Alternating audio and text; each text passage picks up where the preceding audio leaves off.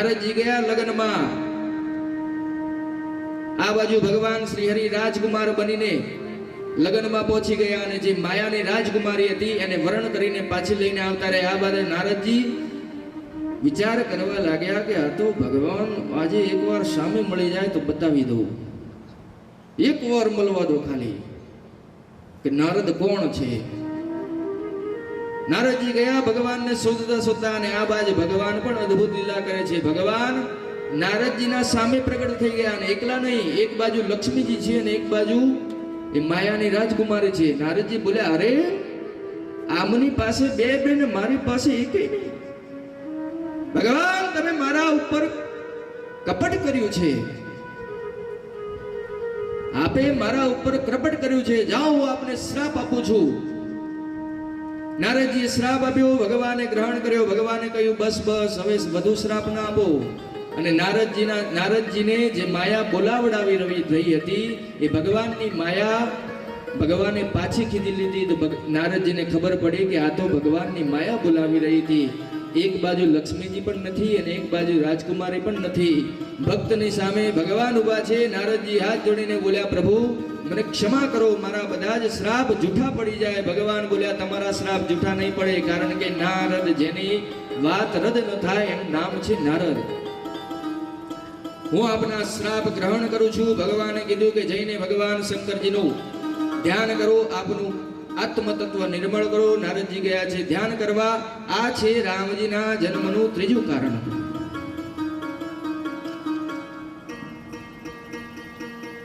ચોથા કરણમાં સૃષ્ટિના આદિ માતા પિતા સ્વયંભૂ મનુ અને સતરૂપા માં નૈમિષારણ્યમાં 23,000 વર્ષ સુધી તપસ્યા કરી. કેટલા વર્ષ સુધી?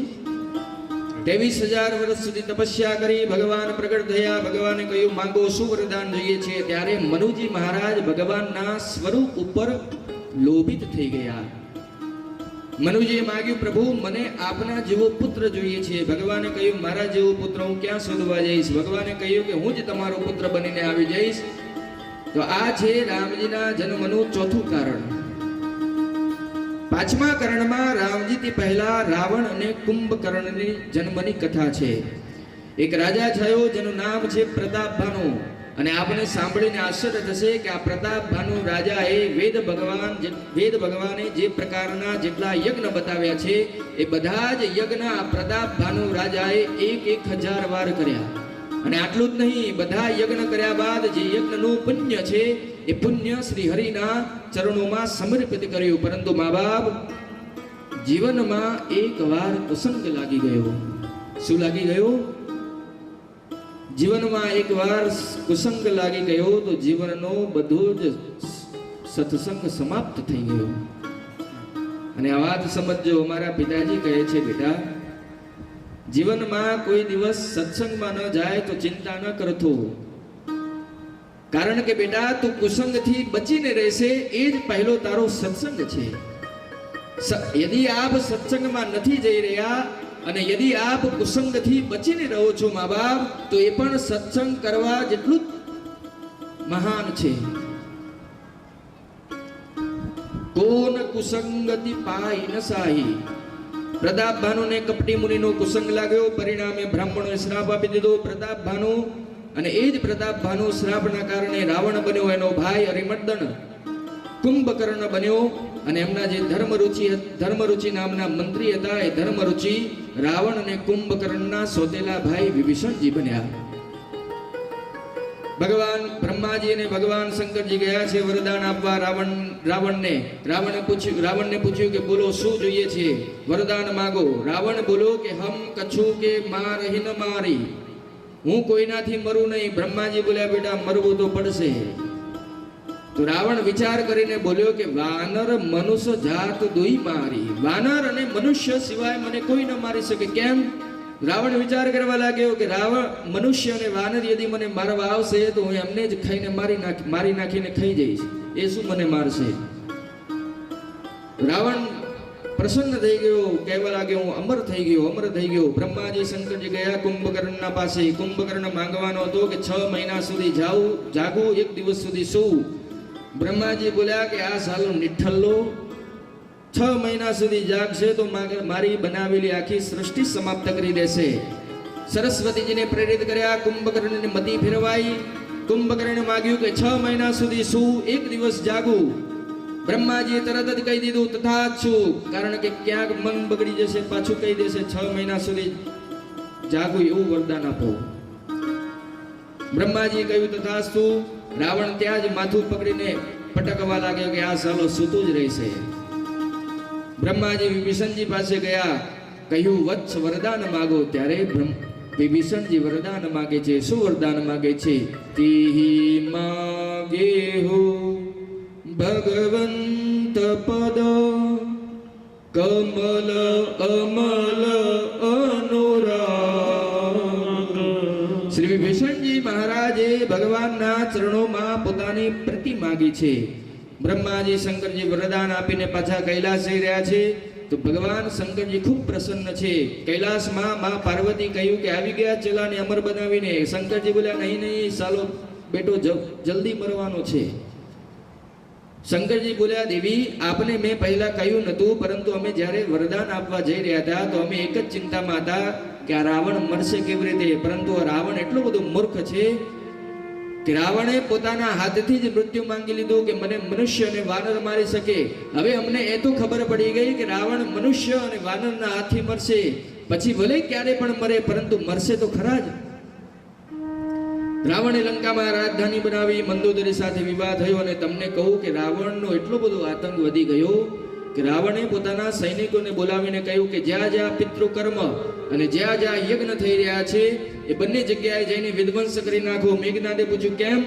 તો રાવણ બોલ્યો કે જ્યાં જ્યાં પિતૃ કાર્ય થઈ રહ્યા છે અને પિતૃ કાર્યમાં બ્રાહ્મણોના મુખમાં જે ભોજન જઈ રહ્યું છે અને જ્યાં જ્યાં યજ્ઞ થઈ રહ્યા છે યજ્ઞમાં અગ્નિ નારાયણમાં આહુતિ જઈ રહી છે. રાવણ બોલ્યો કે આ બંનેને જઈને વિધ્વંસ કરી નાખો, કારણ કે આ બંનેના કારણે જ દેવતાઓ તૃપ્ત થાય છે. આ બંને દેવતાઓનું ભોજન છે. આપ જઈને આ બંને કાર્યોને વિધ્વંસ કરી નાખો, કારણ કે જો આને વિધ્વંસ કરી નાખીશું તો દેવતાઓ ભૂખના પ્રહારથી નિર્મલ થઈ જશે અને આપણે દેવતાઓને સરળતાથી પકડી શકીશું. રાવણનો એટલો બધો આતંક વધી ગયો કે ધરતી માતા ગાયનું રૂપ ધારણ કરીને વ્યાકુળ થઈને સંત અને મહાપુરુષો સંતો પાસે ગયા. સંતો બ્રહ્માજી પાસે ગયા. બ્રહ્માજી બધા જ દેવતાઓને લઈને કૈલાસમાં પહોંચ્યા છે અને કૈલાસમાં આપાતકાલીન મીટિંગ બોલાવી છે. બ્રહ્માજી બોલ્યા બહુ જ થઈ ગયો, રાવણનો આતંક બહુ જ વધી ગયો છે. હવે ભગવાન જ રાવણને સમાપ્ત કરશે. એક દેવતા બોલ્યા કે ભગવાન ક્યાં મળશે? તો એક દેવતા બોલ્યા કે ભગવાન વૈકુંઠમાં મળશે. દેવતા બોલ્યા ના ના, વૈકુંઠમાંથી તો નીકળી ગયા છે, ભગવાન હવે સાકેતમાં હશે. એક દેવતા બોલ્યા સાકેતમાં નહીં, ભગવાન તો હવે ક્ષીરસાગરમાં મળશે, આપ ક્ષીરસાગરમાં જાઓ. અહીંયા ભગવાન શંકરજી કહે છે દેવી જ્યારે મારો વારો આવ્યો કે ભગવાન ક્યાં મળશે તો મેં કહ્યું કે ભગવાન ક્યાં નહીં મળે. ભગવાન શંકરજી કહે છે બધા દેવતાઓથી હરિ વ્યાપક સર્વત્ર સમાના પ્રેમ તે પ્રગટ હોય મે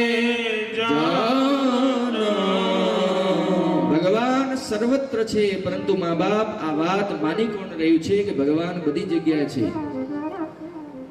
જે પ્રકારે હાથ ઘસવાથી હાથ ઘસો શું થાય છે? ઘસો બધા હાથ, આ રીતે હાથ ઘસો શું થયું? ઘસો ફૂલ ઘસો શું થયું? ગરમી પ્રગટ થઈ. ગરમી શેનાથી પ્રગટ થઈ? ઘર્ષણથી. પરંતુ ઘર્ષણ પછી પહેલા અંદર હાથમાં અગ્નિ પ્રગટ થઈ અને અગ્નિથી ગરમી પ્રગટ થઈ. તો જે પ્રકારે હાથ રગડવાથી, હાથ ઘસવાથી, હાથ રગડવાથી હાથ ગરમ થાય છે, લાકડું રગડવાથી અગ્નિ પ્રગટ થાય છે. આ પથ્થરને ઘસો, પથ્થર રગડવાથી અગ્નિ પ્રગટ થાય છે. મા બાપ એ જ પ્રકારે આ જીભ રગડવાથી પણ એક દિવસ ભગવાન પ્રગટ થઈ જશે. ભગવાન શંકરજી કહ્યું કે ભગવાન બધી જ જગ્યાએ છે, ભગવાન સર્વત્ર છે. શંકરજી બોલ્યા ભગવાન બધી જગ્યાએ છે. આપણે યદિ કૈલાસમાં પણ ભગવાનને બોલાવીશું તો ભગવાન અહીં પણ પ્રગટ થઈ જશે. બ્રહ્માજી બોલ્યા સાધુ વચન. અને બધા જ દેવતાઓ ભગવાન શંકરજી સાથે ભગવાનની સ્તુતિ કરવા લાગ્યા. આવો આપણે પણ ભગવાનની સ્તુતિ કરીએ. શ્રીમન નારાયણ નારાયણ નારાયણ, શ્રીમન નારાયણ નારાયણ નારાયણ, શ્રીમન નારાયણ નારાયણ નારાયણ, શ્રીમન નારાયણ નારાયણ નારાયણ. જય જય સુરનાયક જન સુખદાયક, પ્रणत पाल भगवंता, गोपी जहितकारी जय सुरारी, सिंधु सुता प्रिय कांता, भालुन सुरधरणी अद्भुत करणी, मर्म न जानहि कोई, जो સહજ કૃપાલા દીન દયાલા, કરવું અનુગ્રહ સોજી. जय जय अभिनाशी सब घट वासी, व्यापक परमानंदा, भवित गोतीत परित पुनीता, माया रहित मुकुंदा, लागे विरागे अति अनुरागे, विगत मोह मुनि वृंदा, શ્રી પાસર વ્યાવહી ગુણ ગણ ગાવહી, જયતિ સચિદાનંદા. જેવી સૃષ્ટિ ઉજાઈ ત્રિવિધ બનાઈ, સંગ સહાય ન દૂજા, સોકર અધરાચિત હમારી જાનિત ભગતિના જો ભવ ભય ભંજન મુનિ મનરંજન, ગજન બિપતિ વરુતા, ચંદ્રમબાની હાડી સયાની, શરણ સકલ સુર પૂજા. સદર શ્રુતિ શેષા રિષય શેષા, જા કહું કો નહીં જાના, દીન પ્રિયારણ વેદ પુકારે, પ્રભુ સો શ્રી ભગવાના.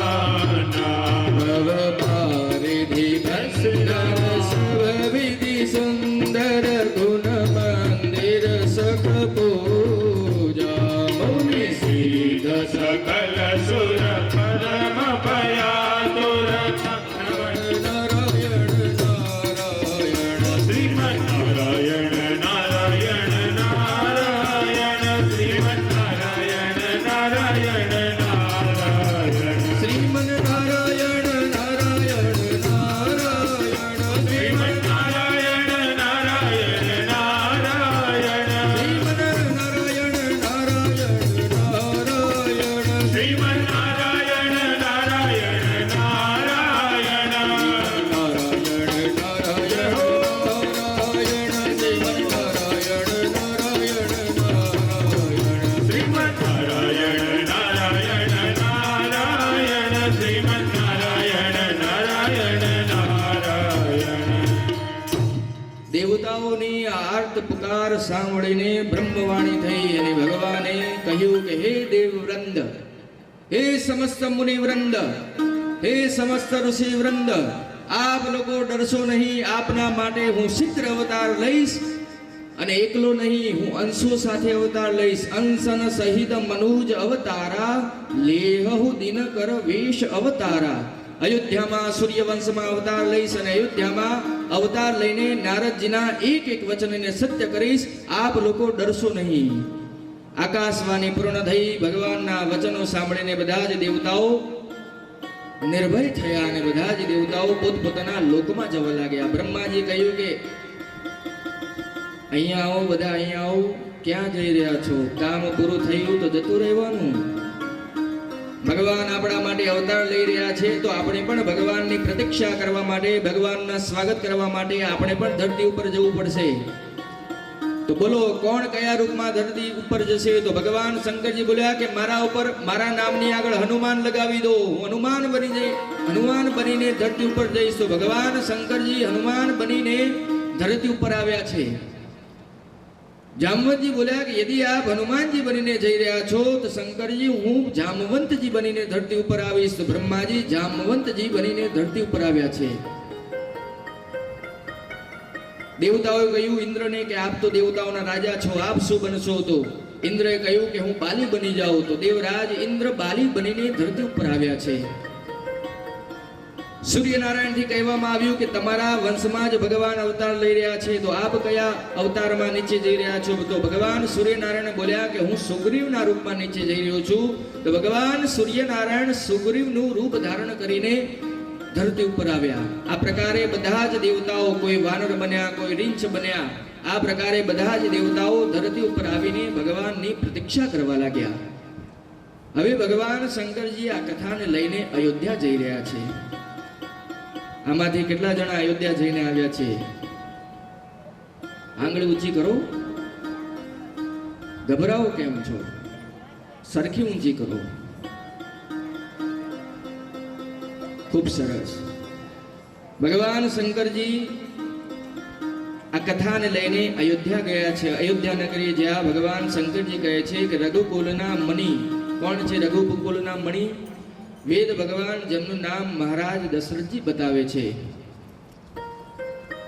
જે મહારાજે ધર્મના દોરડાને હૃદયમાં ધારણ કરી રાખ્યું છે અને જે મહારાજના મતિમાં સારંગ પાણી એટલે કે ભગવાન શ્રી રામ હાથમાં ધનુષ અને બાણ લઈને દશરથજીના મતિમાં વિરાજમાન છે. તો દશરથજીના હૃદયમાં ભક્તિ છે અને મતિમાં સારંગ પાણી એટલે કે શ્રી રામજી ધનુષ બાણ લઈને દશરથજીના મતિમાં વિરાજમાન છે. હવે તમે કહેશો મહારાજ રામજીનો હજી સુધી જન્મ પણ નથી થયો, તો દશરથજીના મનમાં રામજી ક્યાંથી આવી ગયા? તો આજે દશરથજી મહારાજ છે એમનો પાછલો જન્મ મનુજી હતો. એમને વરદાન માંગ્યું હતું, એટલા માટે 23,000 વર્ષ તપસ્યા કરી હતી અને ભગવાન પ્રગટ થઈને વરદાન આપ્યું. અને એ સમયે જે ભગવાનનું સ્વરૂપ હતું એ સ્વરૂપ દશરથજીના મતિમાં છપાઈ ગયું. એટલે આજ પણ દશરથજી મહારાજના મતિમાં ભગવાન શ્રી રામજી હાથમાં ધનુષ બાણ લઈને વિરાજમાન છે. કૌશલ્યા, કૈકેયી, સુમિત્રા જેવી જેમની 3 દેવીઓ છે. એક દિવસ મહારાજના મનમાં ગ્લાનિ થઈ કે મારા ઘરમાં કોઈ પુત્ર નથી. ગ્લાનિ થઈ તો મહારાજ પોતાના મંત્રી પાસે ન ગયા, મહારાજ પોતાના પત્નીઓ પાસે ન ગયા, મહારાજ પોતાના મિત્ર પાસે ન ગયા. મહારાજ ક્યાં ગયા? ગુરુ ગૃહ ગયો તુરત મહી પાલા. તરત જ મહારાજ ગુરુદેવના ચરણોમાં પહોંચ્યા. કોના ચરણોમાં પહોંચ્યા? ગુરુદેવના ચરણોમાં. અહીંયા એક અદ્ભુત વાત તમને નિવેદન કરું કે જીવનમાં કોઈપણના સામે કોઈપણની પોતાની સ્થિતિ પરિસ્થિતિ બતાવવી ન જોઈએ. એક મહાપુરુષ કહે છે કે યદિ આપ કોઈના સામે રોઈ રહ્યા છો, એ સામેવાળો વ્યક્તિ ભલે સામેથી ઉદાસ હશે પરંતુ એ અંદરથી ખુશ હશે કે રો હવે માથે હાથ દઈને બહુ ચકતો હતો, એ અંદર વિચારશે આવું. અને યદિ તમે કોઈની સામે હસી રહ્યા છો તો સામેવાળો ભલે ઉપરથી હસી રહ્યો હોય પરંતુ એ અંદર વિચારતો હશે કે આ કેમ આટલો બધો હસી રહ્યો છે. એટલા માટે મા બાપ જીવનમાં પોતાની પરિસ્થિતિ કોઈને બતાવવી ન જોઈએ. કેટલાક લોકોનો સ્વભાવ હોય છે, તમે પૂછી લેશો કે કેવું છે તો રોવા મળશે તરત. અરે મારે આવું થઈ ગયું, મારે આવું થઈ ગયું. અરે ભાઈ, તમે જેની સામે રોઈ રહ્યા છો શું એ તમારું દુઃખ સમાપ્ત કરી દેશે? અરે રોવું જ છે તો ભગવાનની સામે રો, હસવું છે તો ભગવાનની સામે હસો. તો મહારાજ ગુરુજી પાસે ગયા અને જઈને નિજ દુઃખ સુખ સબ કહ્યું સુમાયહુ. શું સંભળાવ્યું? પોતાનું દુઃખ સંભળાવ્યું અને સુખ સંભળાવ્યું. કેટલાક લોકોની ટેવ હોય છે કેવલ પોતાનું દુઃખ જ બતાવે, સુખ કોઈ દિવસ બતાવે નહીં.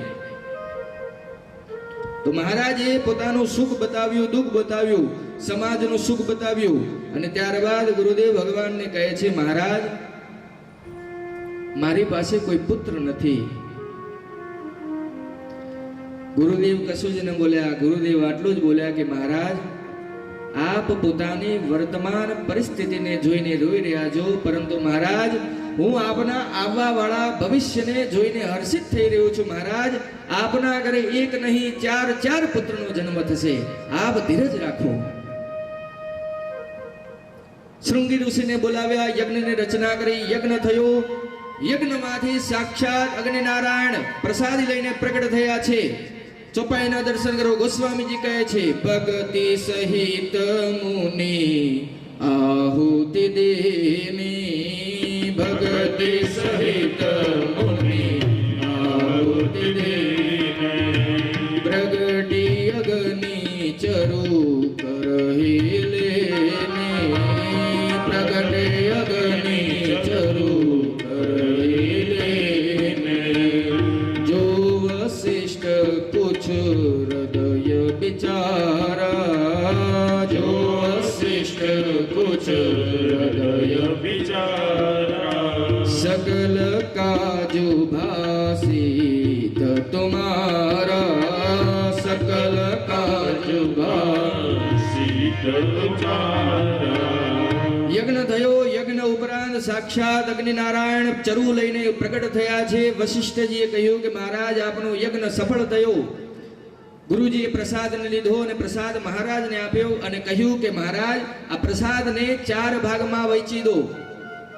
આ પ્રસાદને બધાને આપી દો. તો પ્રસાદીના પહેલા 2 ભાગ કર્યા અને કહ્યું કે મહારાજ આમાંથી 1 ભાગ મોટા રાણી કૌશલ્યાને આપો અને બીજો જે ભાગ વધે એમાંથી 2 ભાગ કરો અને બીજો ભાગ કૈકેયીને આપો અને ત્રીજો જે ભાગ વધે એમાંથી 2 ભાગ કરો અને એ બંને ભાગ એક સુમિત્રામાને આપો અને એક કૌશલ્યામાને આપો.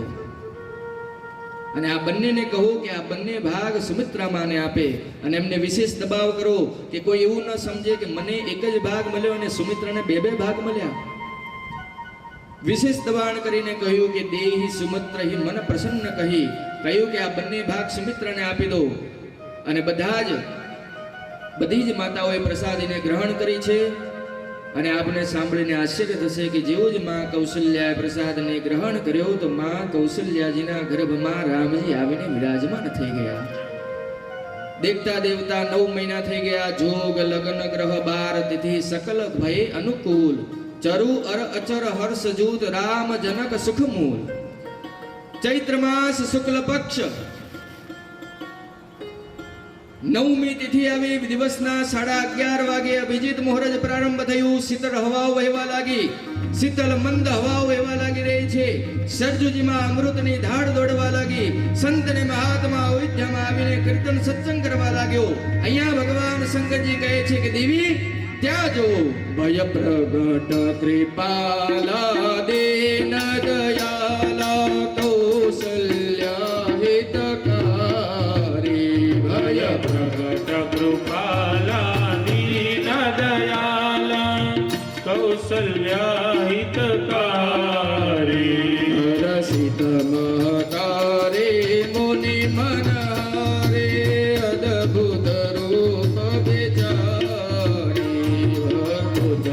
ભક્તાભિરામા તનુ ઘન શ્યામા નિરાયુધ ભુજ ચારી, ભૂષણ વનમાલા નયન વિશાલા શોભા સિંધુ કરારી, કઈ દુર કર જોરી અસ્તુતિ તોરી, કઈ વિધિ કરું અનંતા, માયા ગુણ જ્ઞાનિત અમાન પુરાણિત વેદ પુરાણ ભનંતા, કરુણા સુખ સાગર સબ ગુણ આગર, જે ગાવહી સત્સંગા સો મમ હિત લાગે જન અનુરાગી, ભયો પ્રગટ શ્રીત કાંતા, બ્રહ્માંડ નિકાયા નિમિત્ત માયા, રોમ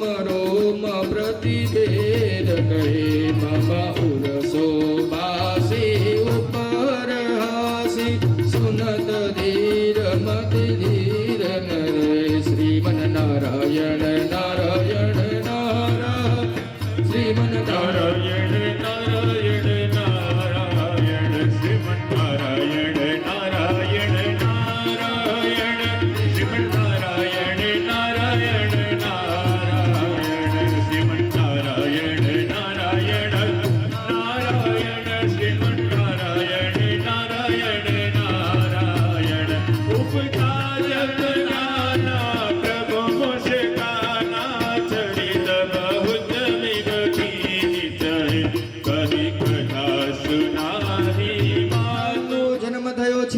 સખીઓ બહાર કાન લગાવીને ઊભી છે, મહારાજના સેવકો બહાર કાન લગાવીને ઊભા રહ્યા છે કે જેવો જ રોવાનો અવાજ સંભળાય અને આ બાજુ ભગવાન શ્રી રામજી આવતા જ પહેલા રોવાનું ચાલુ કર્યું. આ બાજુ સખીઓ સાંભળ્યું, દોડી હો બધાઈ હો, રામ જન્મ કી બધાઈ હો.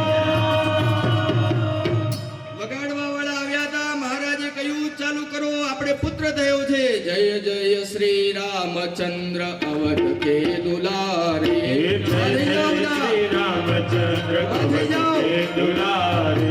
રામજીનો જન્મોત્સવ મનાવો. હે જય જય શ્રી રામચંદ્ર અવધ કે દુલારે.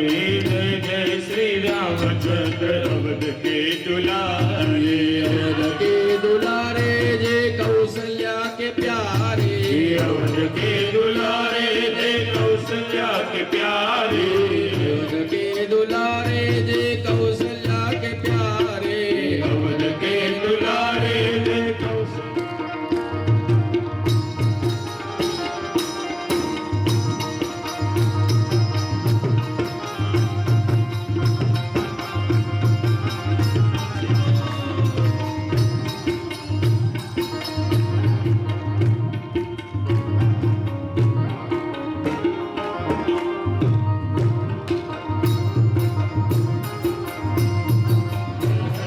શ્રી રામચંદ્ર અવધ કે દુલારે.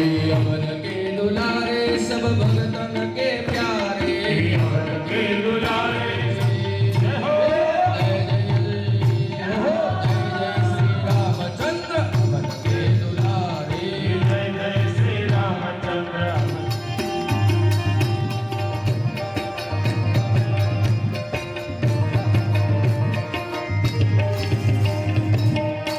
ત્યાં અયોધ્યામાં તો બધા નાચી રહ્યા છે, પણ તમે નાચી નથી રહ્યા, કારણ કે જય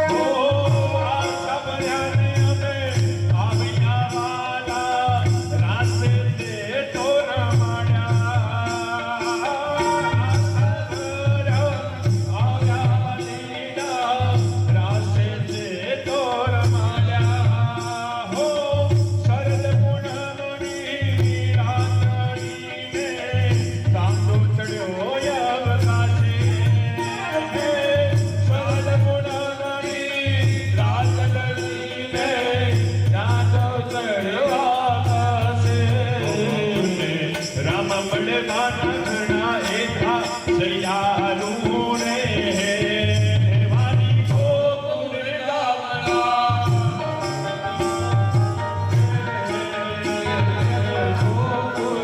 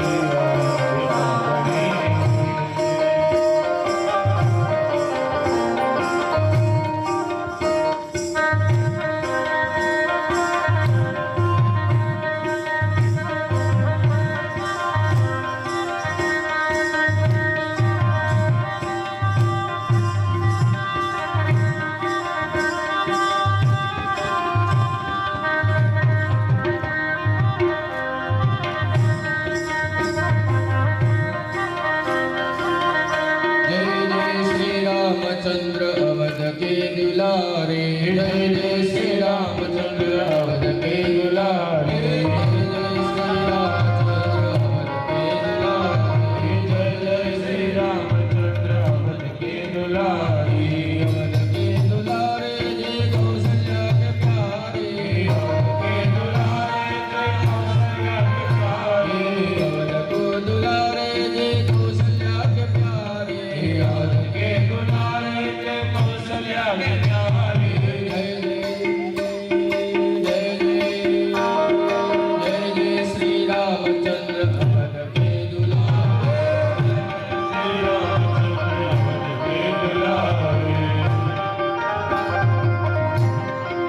अवध के आशा बजाने हमें आवी यार मारे वाले रमाया रस दे आवेल आशा भजा आशा बजाने हमें आवी यार मारे वाले रसाड़ा रस दे आवेल आशा भजा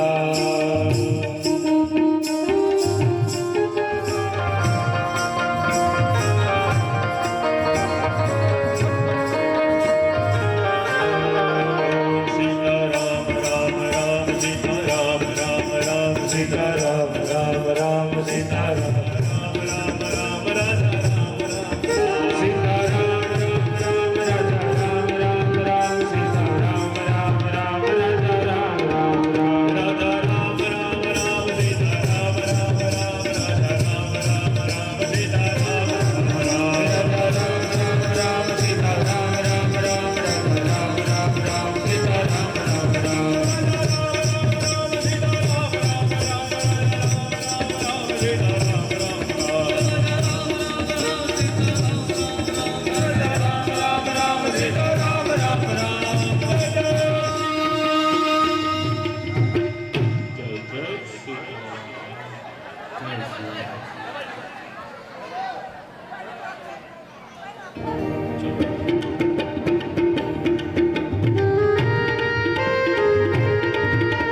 સાહેબને નિવેદન છે.